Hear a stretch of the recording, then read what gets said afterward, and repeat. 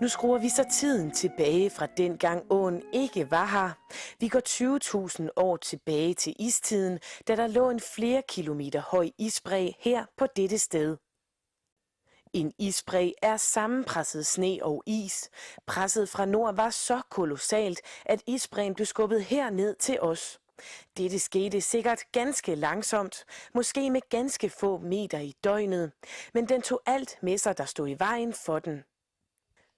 Fjeldtoppe blev afrundet, sand, jord, grus og sten blev ført herned, hvor vi bor, og alt det materiale kaldes for moræne, en israndstansning, og det er det bakkelandskab, som vi bor på. Vores moræne er atypisk, fordi den vender øst-vest. Det mest almindelige er, at det danske morænemateriale er skubbet ind fra Østsverige og vender derfor syd-nord. Om vores moræne ved vi, at den er kommet fra Norge fra området omkring Larvik. Den havde nemlig et visitkort med, Stenumstenen, som er larvikit. Isbræen gik så delvis i stå her på vores bakkelandskab, og så gik nedsmeltningen ganske langsomt i gang. Men det var en langvarig proces, som varede omkring 8.000 år. Smeltevandet kunne trænge ned gennem isbræen og løb som kloakker under denne og dannede dermed smeltevandsfloder. Vi kan stadig se resten af sådanne floder og tunneldale. Med det megen smeltevand opstod der her Joldiahavet. Det var et meget koldt hav med få varmegrader, men det passede godt til isbjørnen, spækhuggeren og hvalrossen. Vores moræne var på dette tidspunkt en ø, der lige stak toppen op over vandet. Men landet begyndte langsomt at hæve sig efter det voldsomme tryk fra isbræen fortog sig. Klimaet blev efterhånden mildere, måske lidt mildere end det vi kender, og der opstod et nyt hav, Litorinahavet eller Stenalderhavet. På dette tidspunkt var vores moræne blevet 5.000 før Kristi fødsel.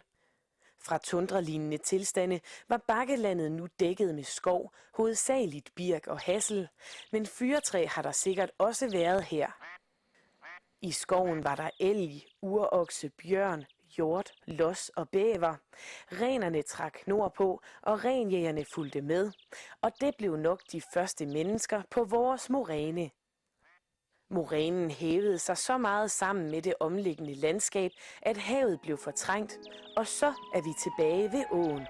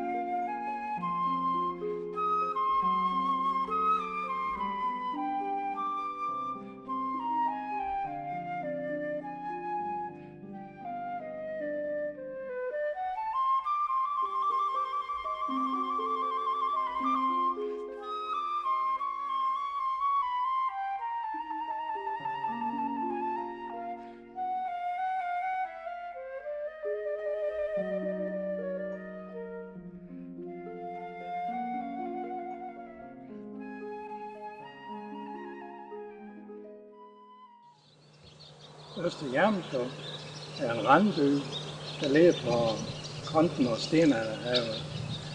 Og de første hus er sikkert bygget i stenalderen. Der lange række af gårde hen hjemme by er bygget i 1600-1700-tallet som færdsgård under Hjermslev. Og de købte fri af Hjermslev i 1800-tallet. En ældre gårdmand fortalte mig engang, at hans bedstefar havde købt deres gård fri omkring 1870, som en af de sidste. Og mange af gårdene blev til slægtsgård hjemme flere generationer. Han fortalte også, at de 4 længere gårde, dem kaldte de helgårde, og de 3 længere, dem kaldte de halvgårde. De fleste af gårdene har i jorden 7 forskellige steder. Lige nord for gården lå Tauten, som er stor på her, på en 300 land. Lidt længere mod nord har vi Mellemløren, og længst mod nord har vi Udløren, som var nogle gamle hegejord.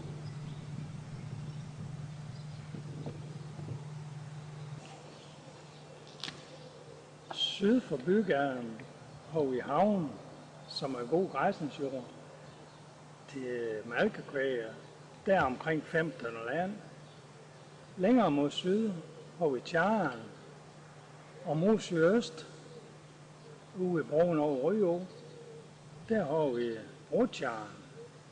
Og så har de fleste af gårdene også en tørvelod ude i mosen.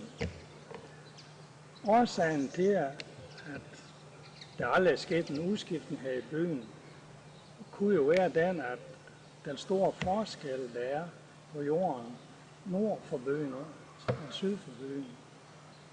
En anden årsag kunne måske også være, at man aldrig har hørt, der er brændt mange gårde her i byen.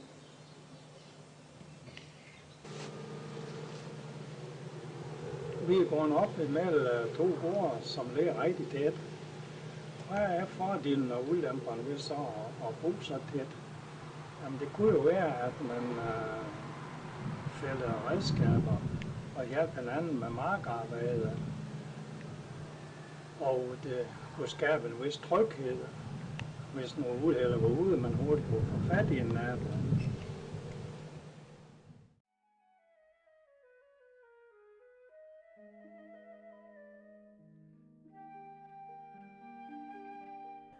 Hjermslevgård har en lang historie, helt tilbage til vikingetiden, men vi har blot taget nogle få årtier ud. Det er perioden først i 1500-tallet, da gården ejes af Bakke Pallesen Gris. Han var herre til Hjermslevgård, lensmand på Klaupgård og var adelsmand i Nordvestjylland, men havde efter legenden et dårligt ry. Han var hård ved bønderne, som frygtede ham. Gris havde råderet over Tolstrup Kirke, så han mente, at han havde ret til at bryde den ned og bygge et flot tårn ved Hjermslevgård. Da bispen i Børglum, Stygge Krumpen, hørte om dette, bad han Gris om at stoppe sit foretagende og levere byggematerialet tilbage til Tolstrup Kirke, hvilket vist ikke skete. Det var urolige tider i Danmark. Et bondeoprør med skipper Clement i spidsen brændte alt det gamle ned, således også Hjermslevgård og Klaupgård. Gris blev tosset og bestemte sig så for at slå skipper Clement ihjel. Gris tog til Aalborg med det forehavende at ville gå på bondeoprørernes side og give skipper Clement håndslag på dette i enrum. Men i stedet for håndslaget førte han sin daggert ind i skipper Clement. Men skipper Clement bar altid et brystpanser under sin vams, og han overlevede. Det lykkedes Bakke Gris at flygte, og han kom på sin hest, hvorefter han red mod vest, forfulgt af skipper Clements folk. Han var nær undsluppet, men skomager Peder Beske greb en tagsten og slyngede den mod Grises hoved med en så stor kraft, at man kort efter fandt ham død i Hasseris Kær. På Hjermitslev ligger der en stenbygning, som nogle kalder for Stenhuset, men de fleste mennesker i Øster Hjermitslev kalder den for Kirken. Med lidt god vilje kunne det godt ligne et kirketårn, men det har aldrig været brugt til nogen form for kirkelige handlinger. Men kirken er sikkert bygget af det materiale, som Gris tog fra Tolstrup, så måske kan navnet kirken snarere henvise til det materiale, den er bygget af. Den skulle efter sigende være blevet brugt som forrådskammer og kornmagasin.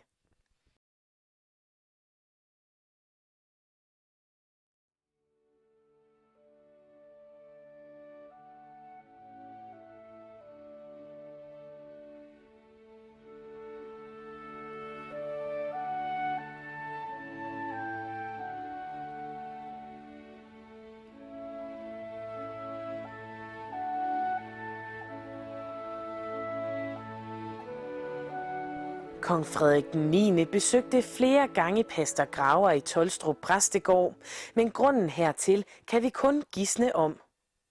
Men en gang, hvor kongen var på besøg, sagde han til Graver: "Vis mig det smukkeste sted i pastoratet, inden jeg kører tilbage til Aalborg." Så tog pastor Graver kongen med op på Alvejen, nu Tømmerbyvej, på bakken med den fantastiske udsigt ud over store dele af Vendsyssel med Aalborg i baggrunden. Vi, som har arbejdet med filmen her, kalder den for Kongebakken. Der er ingen tvivl om, at kongebesøget i præstegården havde et familiært præg, i det kongen gav hånd til alle i præstegården. Han kom sågar ud i køkkenet og hilste på. Han var som en ven af huset.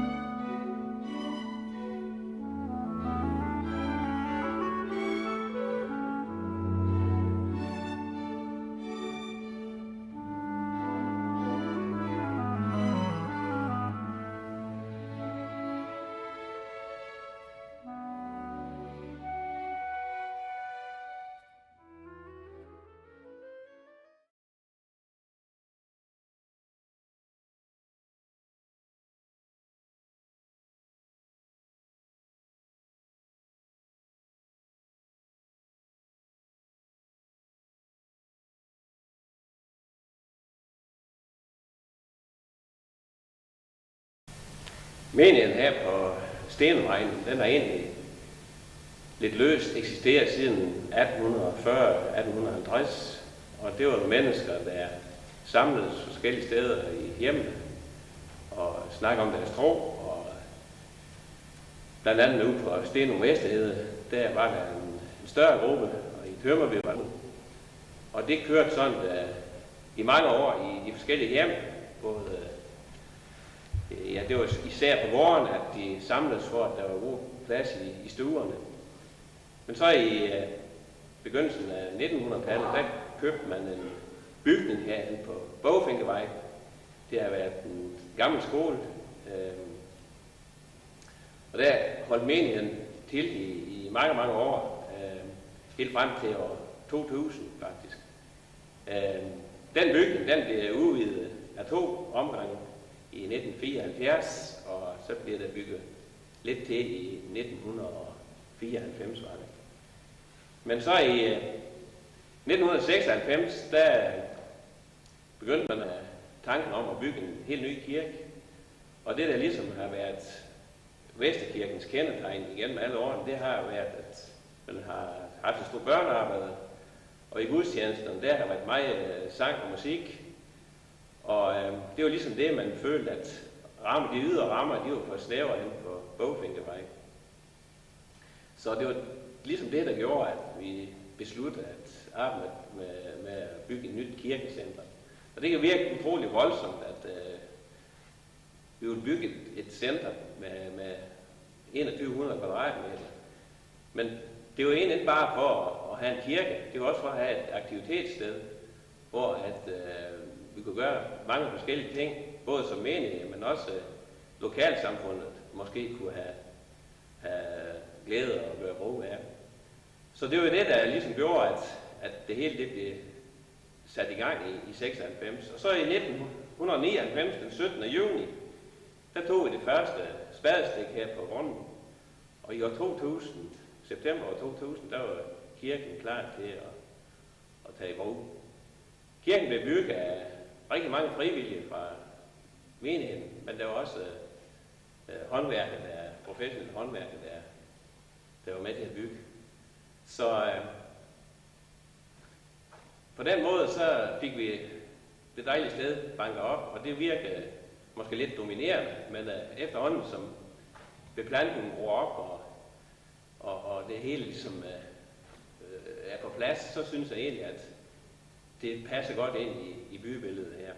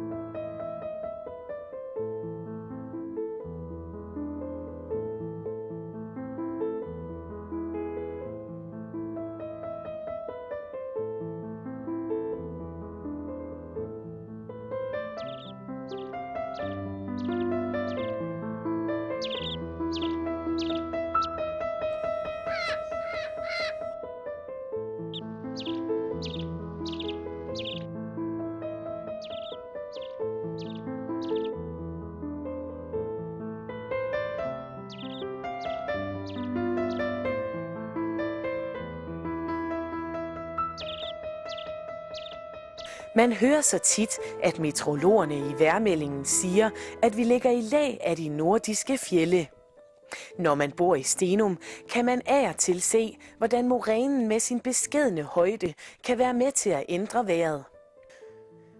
Det er, når vinden kommer ind fra sydvest med tunge lavtliggende skyer, rammer bakkerne, bliver presset op og driver hen over Tømmerby mod Tolstrup.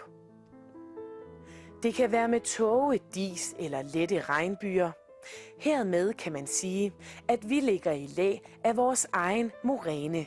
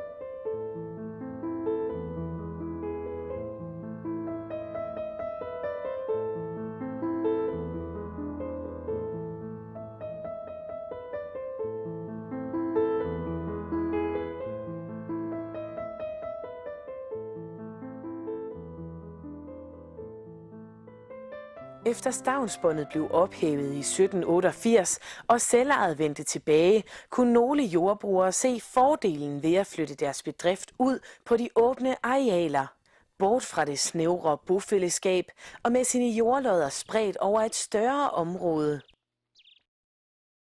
Som udflytter kunne man have alt sin jord omkring bygningerne. En slags jordfordeling havde der selvfølgelig været.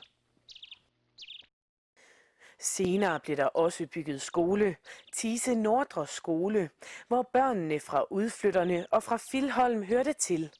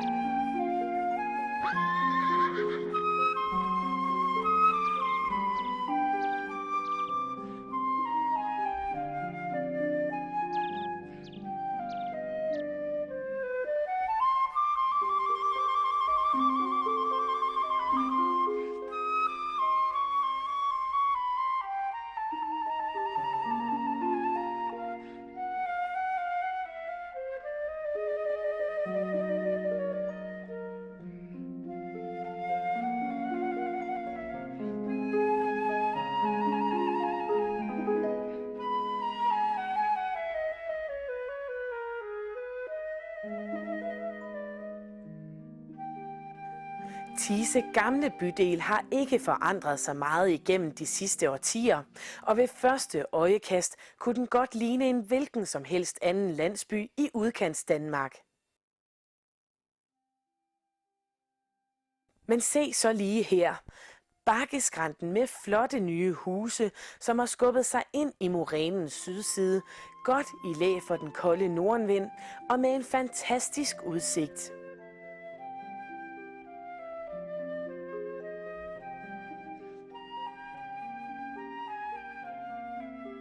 Morænen har stadig tiltrækningskraft på det moderne menneske, som den havde det på de første indvandrere, der tog den i besiddelse for mange tusinde år siden.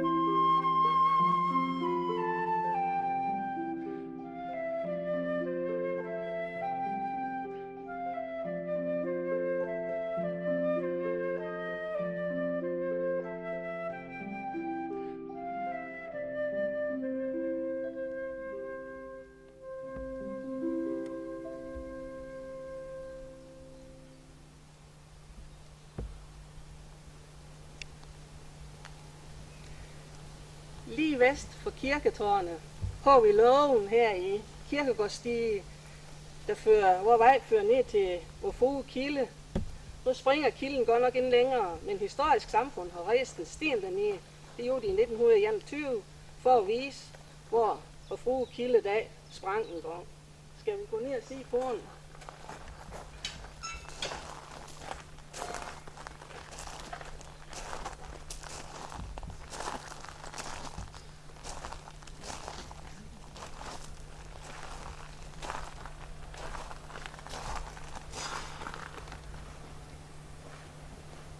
Når vi nu ser på den her dejlige plet her i Thies Bakker, her lige ved sengen og Vor Frue Kilde, skal vi sådan lige gå hen og se rigtigt på stedet og på stenen.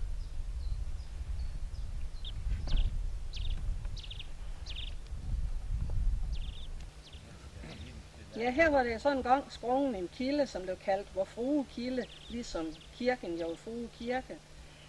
Der springer jo længere, det er længe siden, men der leverer i mange år Oldbøj op til kirken, og også dåbsvaner, det blev hentet hernede.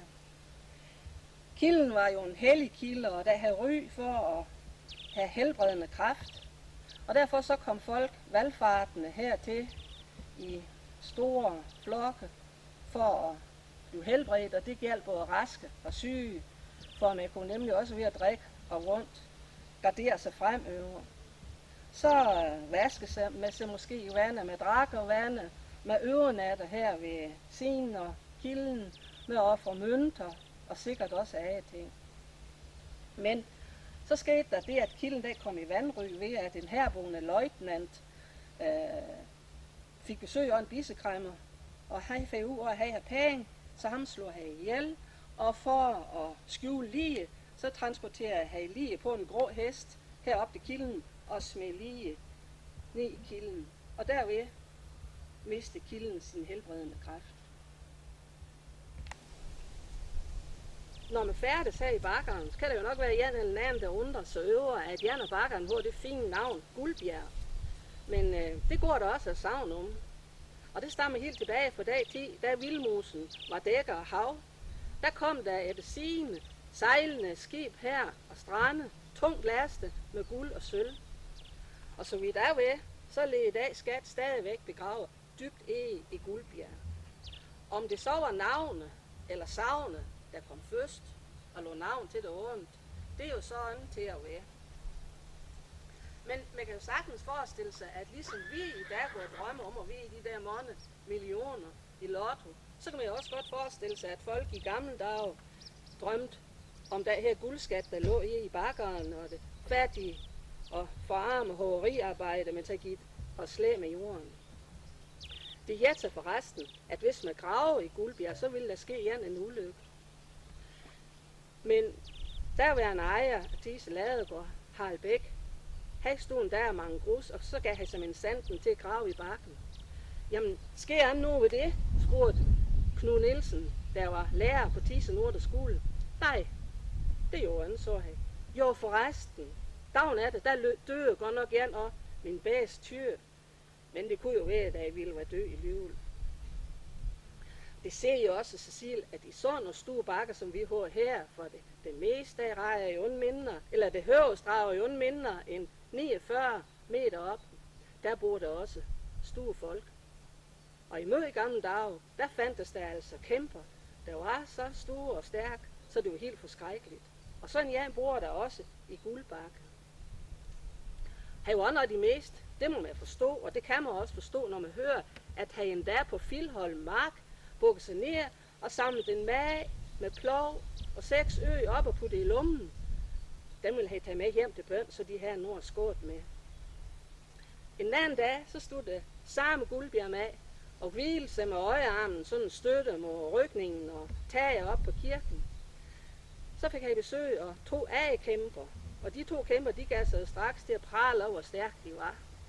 Jamen, det må jo komme an på en prøve, så Guldbjergmanden så. Vi skal kaste med sten.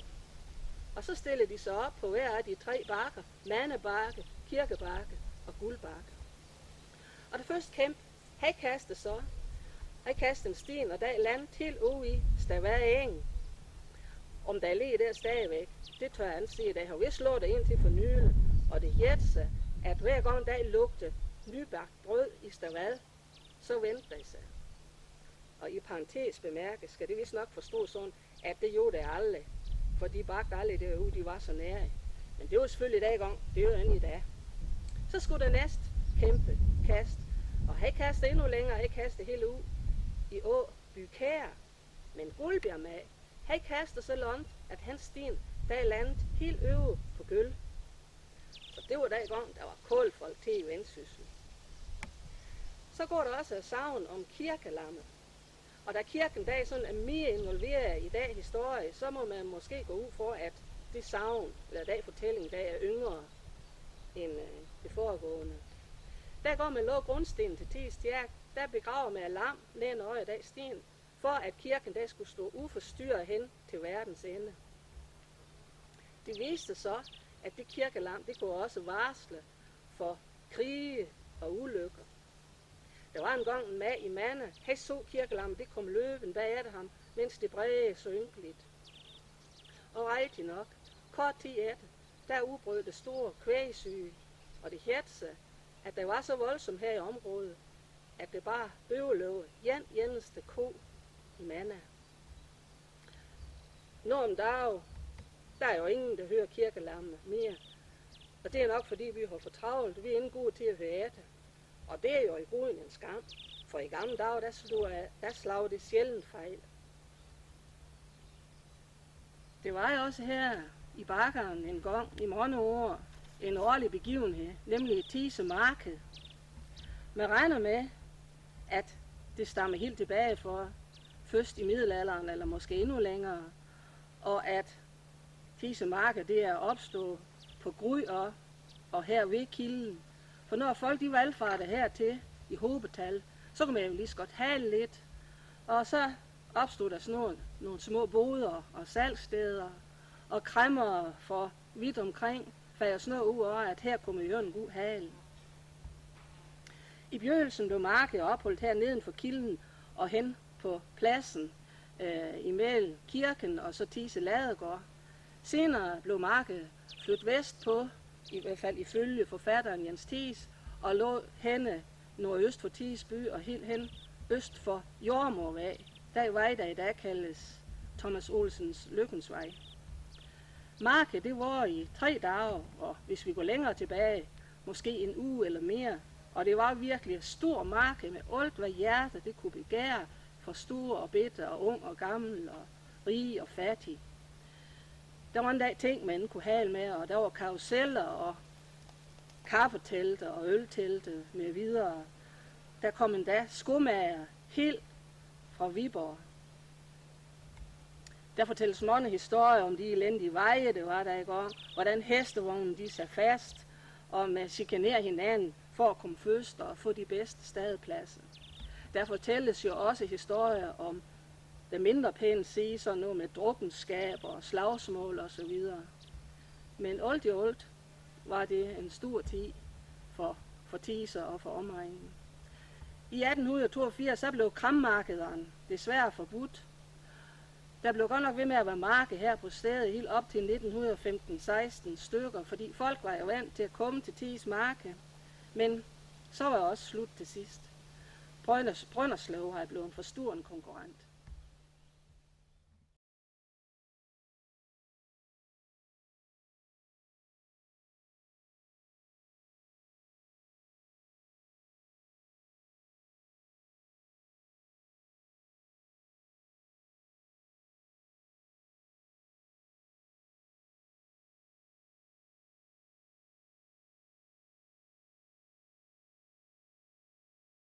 Thise Kirke, eller Thise Kirke, som vi ser, ligger højt på sin bakkeø her i Thise Bakke og kan ses vidt omkring.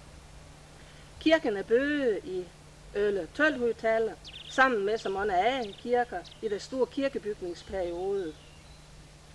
Og deres historie med opture, nedture og forfald og vedligehold ligner ganske sikkert af kirkers.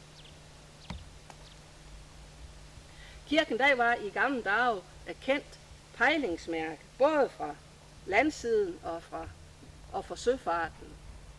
Før bakkerne de blev beplantet, og de her høje træer de voksede op, så kunne man nemt se helt til Aalborg, i hvert fald i klart vejr. Og det fortælles, at når de søfarende de så Thise Kirkes fritårn og Vrensted Kirkes tårn, så vidste de, hvorhen de var. Selve kirketårnet har oprindeligt været 10-12 meter højere. Men hvornår det så er blevet jo kortere, det er der vist nok ingen, der ved.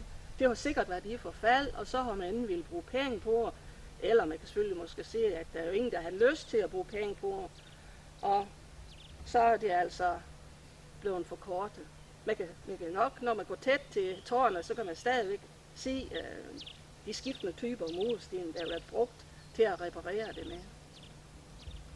Kirkeklokken, der hænger i dag i sin klokkestabel, som er placeret i det nordvestlige hjørne og kirkegården. Og den nuværende klokke, der stammer fra 1853, det årstal, det står på klokken. I det hele taget, så kan man jo undre sig over, at nogen kunne finde på at placere en kirke så vanskelig og tilgængelig sted, når man tænker på de metoder og de redskaber, de har til rådighed i gang. Bare det at få de store kompsten slæbt op og bakken og få dem hovedet til. Og så kan man så gætte på, hvorfor skulle der ligge deroppe. Det kunne jo selvfølgelig være, fordi man var stolt af sin kirke, og gerne ville, at der kunne ses vidt omkring. Og man kan jo også nok forestille sig, at når man der lå sådan en stor bygning, selvom tårnet inden var med fra begyndelsen af, at så virker det som sådan en magtfaktor på almindelige jævne folk. Men måske, og det hælder man mere til, er det fordi, at der i forvejen faktisk var et helligt sted, i det der skulle have været et vigsted til guden Tyr eller Tier. Man regner med, at ordet Thise, det er dannet og Tyse, der betyder Tyrs sted. Og så var folk jo vant til at komme herop, når der skulle helligholdes nogle udførsel og ritualer. Og så var det jo ganske smart, når man gerne ville lokke folk med i den nye kirke og høre på kristendommens ord, at man bøgede en kirke på det sted, hvor en folk var vant til at komme i forvejen.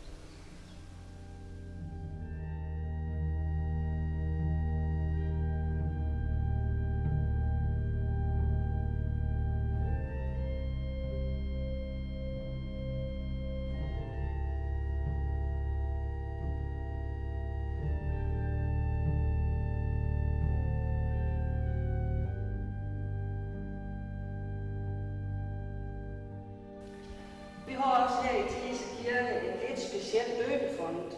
Der er nemlig en, som i de fleste af kirker ser omkring, udhugget og en stor granitsten eller granitkvader, måske lavet lokalt.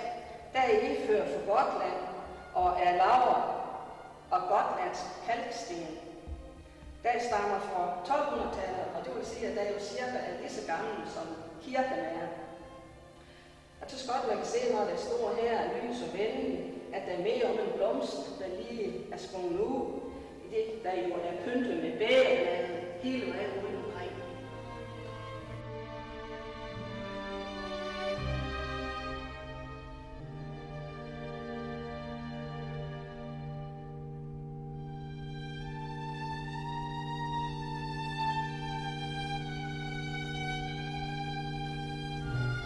Her i disse kirker har vi en prædikestol, som vi er faktisk lidt stolte af.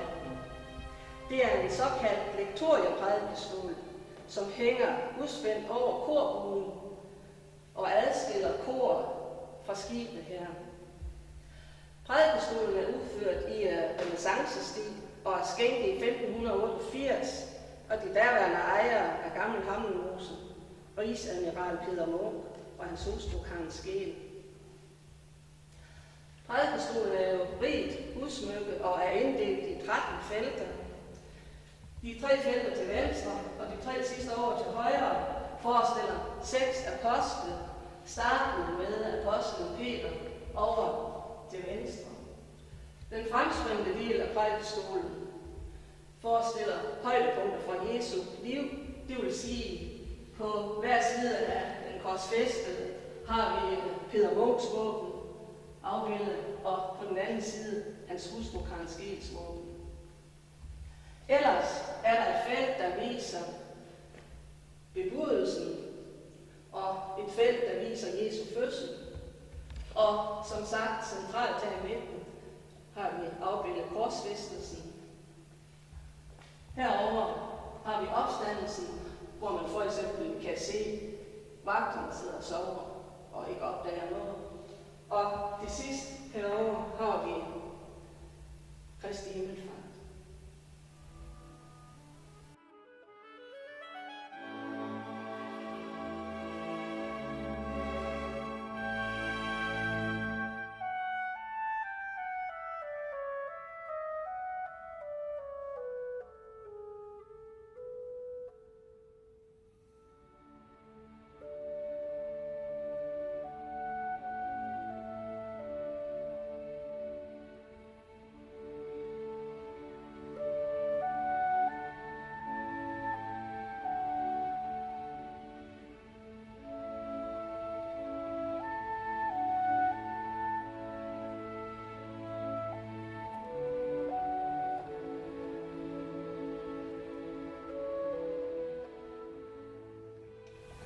Mandergård, de ligger her ved foden af Thise Bakker, og mod syd flader det ud mod engen og så ud mod Store Vildmose. For nogle få år siden, der blev det lavet sådan et skilt, der står Mandergård ned med køge i det, for man skal kun en generation eller 2 tilbage ned. Folk heroppe, så de jo by, og der mente de jo Mandergårdene ned, de her byen. Normalt så lå der 9 gårde her, som alle blev drevet landbrug på. Når så vi går en 50-70 år tilbage, der gik der en vej syd om Mandergård. Der havde forbindelse med det, de kalder kilden op bag om skolen og Thise Bakke ind imellem der og hele vejen til Thise og over til Vrensted. Der blev benyttet, når de skulle ud efter tør. Og her blev også trukken med køerne, de skulle ud i Tjær, Østertjær eller Vestertjær. Den vej er jo blevet lukket for lang tid siden, fordi det er ingen, der trækker tyr derude i dag. Her i Mandergård, det er kun en af gården, dem syd for Bredningen, det har stuehuset op mod Bredningen. Og det er jo fordi, det brændte en gang, og så blev det flyttet derop. Fordi gården, de lå så tæt her i Mandergård, så havde de jo jorden 6-8 forskellige steder. De havde noget, de kaldte udløren, og de havde noget, de kaldte indløren, og det søen for gården, det kaldte de havn. Så havde de Vestertjær og Østertjær og Bitteengen og Stueengen. Og det der med udløren, det er noget med, at på rigsstand, så er det udlod. Det er lodhæld, det er jord, det er længst væk, og indlod, det er det jord, det er nærmest ved. Her i nyere tid, der har det jo været 2 jordfordelinger. Det er i 1967, og der blev jorden solgt til per tøgelag, og det var 25 hude per tøgelag, plus minus et bitte kun. Og der begyndte der at ske noget med, at det første går heroppe, der på nord CUA, det blev jordens hul fra. Det var sådan set det første tegn på, at det begyndte at gå den vej. Og så i 77, der var en ny jordfordeling. Der blev jorden solgt til 10.000 per hektar, plus minus nogle få kroner. Og der blev gården nummer 7 for Østen, og der blev der flyttet ud på Manamosevej. Og siden dag tid, så er det jo gået rigtig stærkt med at nedlægge gårde. Næsten helt op i 70'erne, der blev det drevet landbrug på 8-9 gårde, det var køer og gris og høns og får, og hvad når de ind her i dag gang. Men i dag, der er det faktisk kun 2 her. De er en her ved Bjarne Knudsen, han har en svine- og en kvægfarm, og Jens Ole Berlsen, han har en stor kyllingefarm. Og så er det 2 planteavler tilbage. Det er de 5 andre, der bor der folk, som ender nær sig ved landbrug længere. I 1933, i påsken 1933, sker torsdag, om han på aften, der gik det ild i gården. Det var det nummer 6 for Østen af. Den Bjarne Knudsen har i dag, der gik det ild i uhusen der, ved en enke Marie Jensen, som havde 7 børn. Og det var jo den gang, det var stråtag på det hele rækken. Jens Ole Berlsens oldefar kom sent ud i hans kostal dag aften og opdagede, at det var ild. Og han skyndte sig og fik fat i hans kone, og hun rendte hen og fik fat i Marie Jensen og fik dem banket op. Og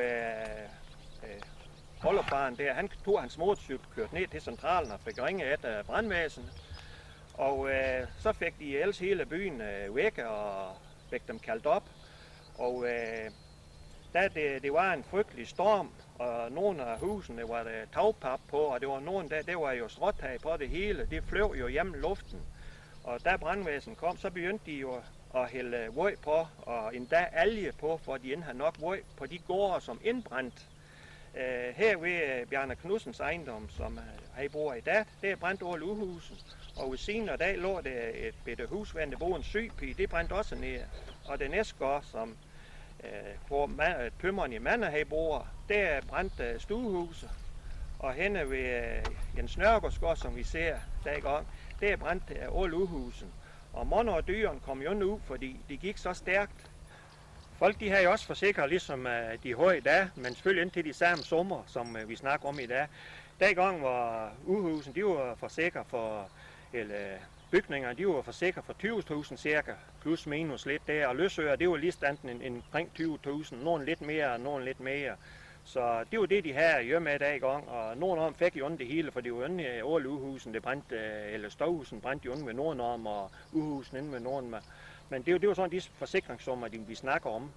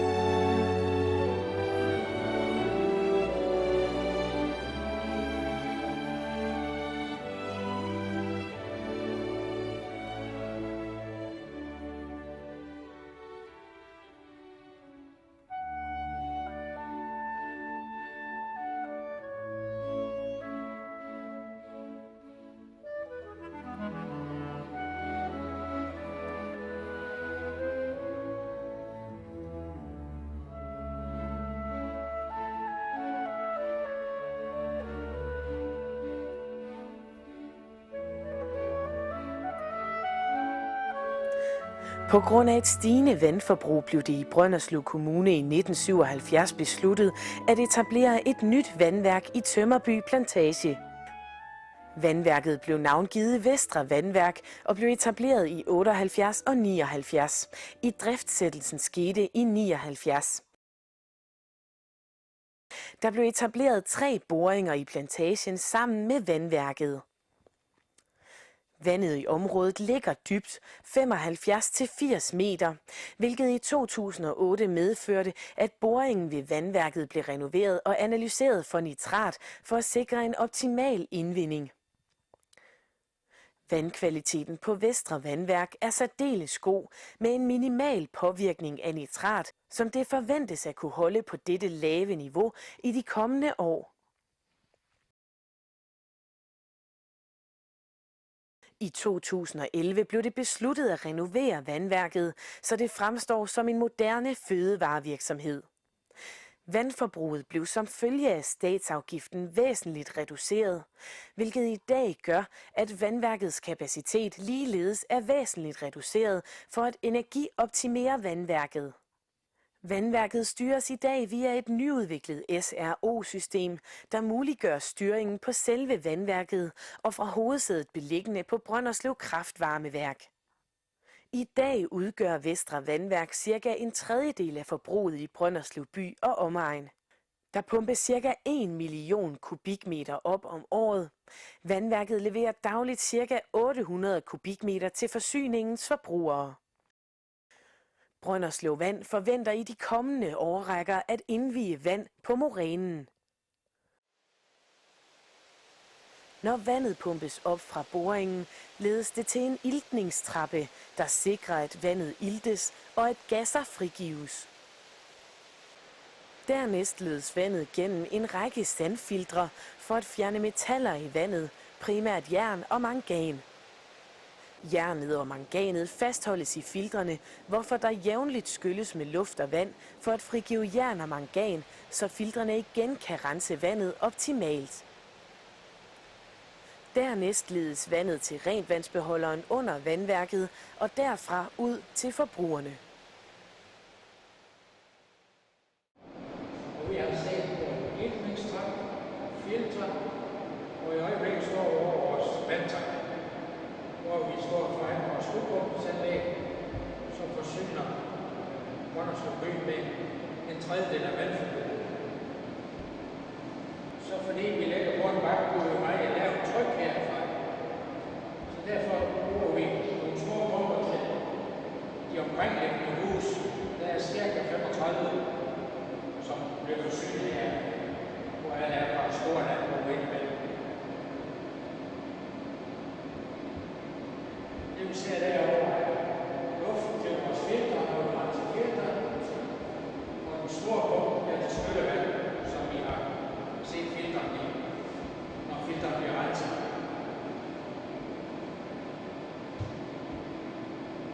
Vandet som sådan, der behandles her, kommer vi ikke i nærheden af under normal drift. Det er kun opsyn, vi har her. Vi gør ikke noget med vand. Vi tilsætter ikke noget til vand. Det er rent grundvand. Alt bliver styret af SRO-anlæg, som vi kan se herovre. Vi kan styre det her, og vi kan styre det fra vores varmeværk, og vi kan styre det hjemmefra. Det er et anlæg, som kontrollerer vores vand. Alt det, vi pumper ud, bliver målt en lille del af. Her er det måling af ilt, niveau og turbinitet. Det vil sige, at vi har en løbende kontrol af vores vand, der forlader vandvand. Og der er selvfølgelig nogle alarmer, der kommer, hvis der skulle være forandringer i kvaliteten af vand. Det kører vi med på 2/3 af vores vandforsyning i Brønderslev.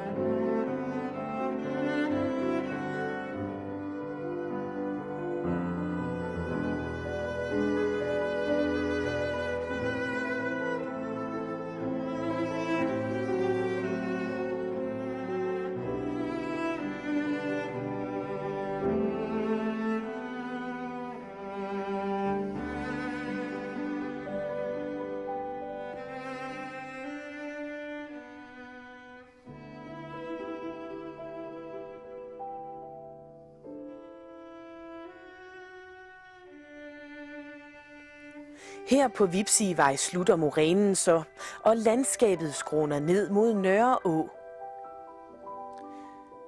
Vipsig betyder vibeengene.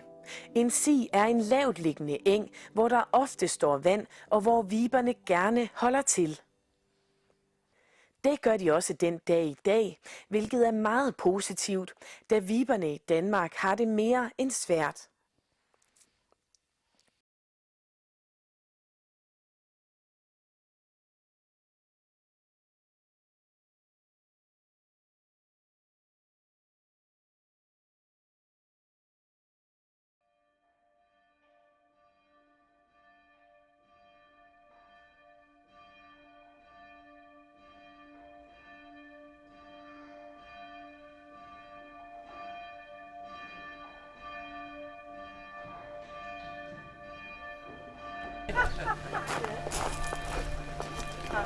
Hej, hej. I er simpelthen klædt på til... Vi er klar. Det er rigtig godt. Velkommen til. Hej, kom til kirke. Aflusioneret. Ikke fordi hun er bange for pressen. Velkommen, og det er godt. Ej, hun er bare generet. Nej, overhovedet ikke. Det ser så sød ud. Tak. Det er fint, de alle sammen lige med hver sin.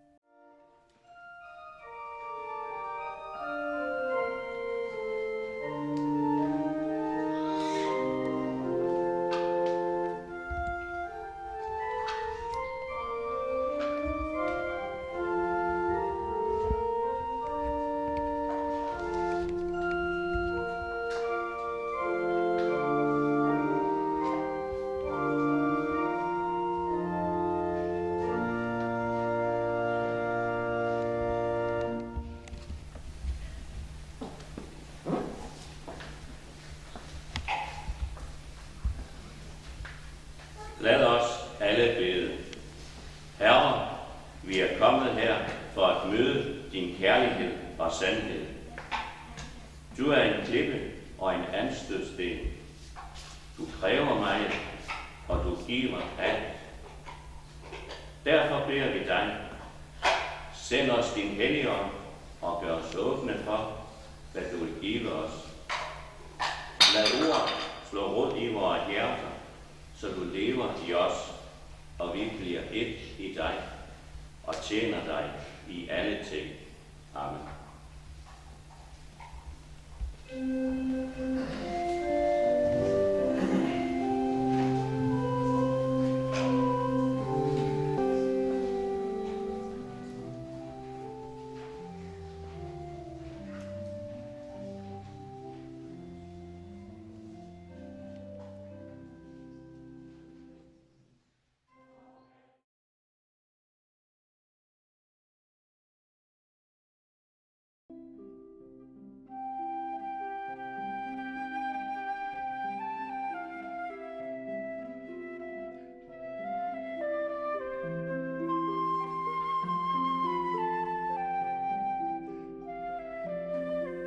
Så når vi til Børlumvej. Forbi præstegården og avlsgården på den modsatte side.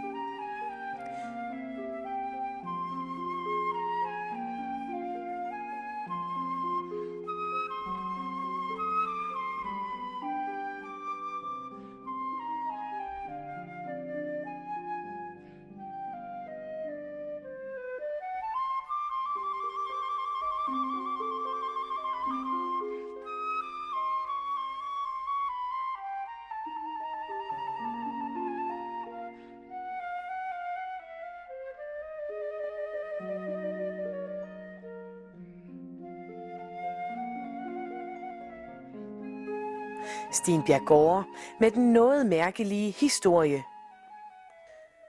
I 450 år hørte Stenbjerggård under Børlum Kloster og betalte skat til Børlum Furreby Kommune indtil 1943.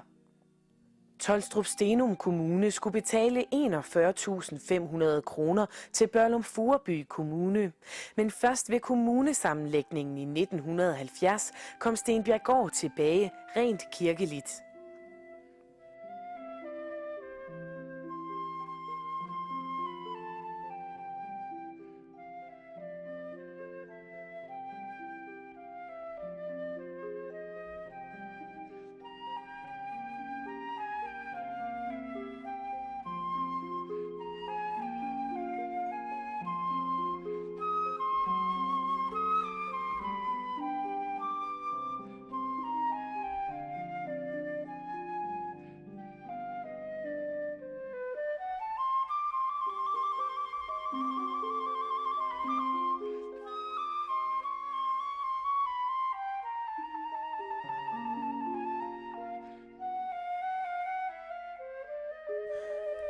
Der, hvor klostergrøften løber, var der for 1000 år siden en fjord, som strakte sig fra præstegården i øst til havet i vest. Jordene omkring klostergrøften er en meget stærk lerjord, hvilket skyldes, at smeltevandet let kunne føre leret med sig, mens de tunge materialer som sand, grus og sten hurtigere kunne bundfældes.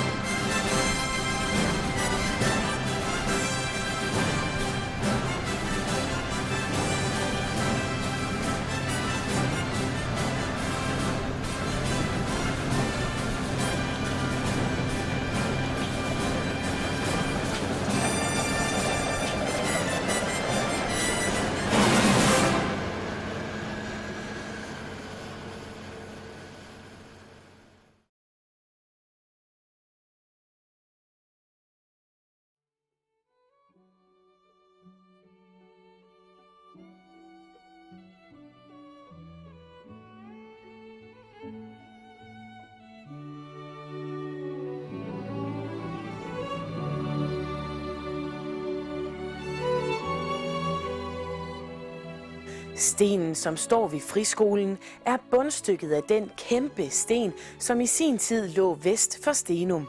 Der er ingen tvivl om, at stenen har givet navn til landsbyen. Stenum betyder ved stenen. Den lå der i mange tusinde år og kunne have været en slags mødested for de mennesker, som levede her dengang. Ser man nu på den side af stenen, der vender ud mod Løkkenvejen, så opdager man, at stenen er glat her. Det var den side, som vendte nedad. Den var uskadet. Går man på den anden side af stenen, så ser man brudfladerne efter sprængning og hugning.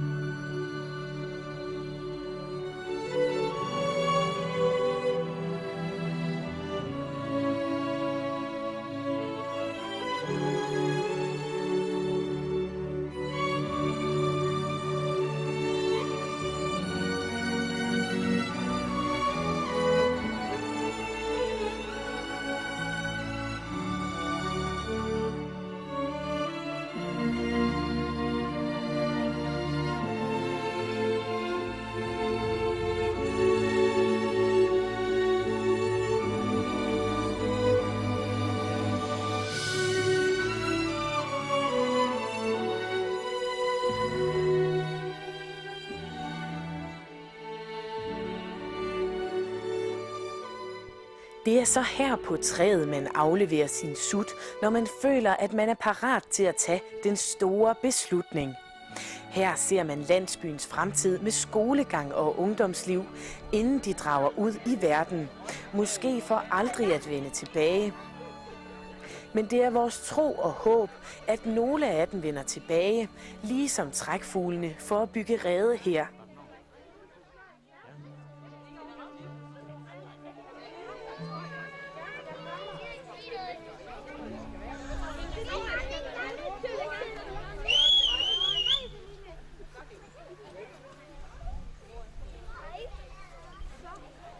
Jamen, jeg er jo blevet bedt om at sige et par ord her om det suttetræ, fordi det lidt var min idé.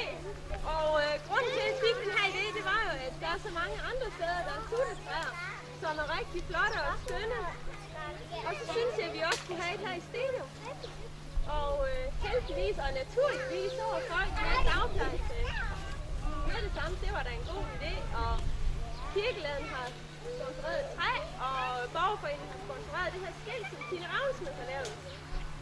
Så jeg håber jo bare, at der er mange børn, der får gode minder ved det her suttetræ, og det kommer til at bryde legepladsen med det straks. Det var det.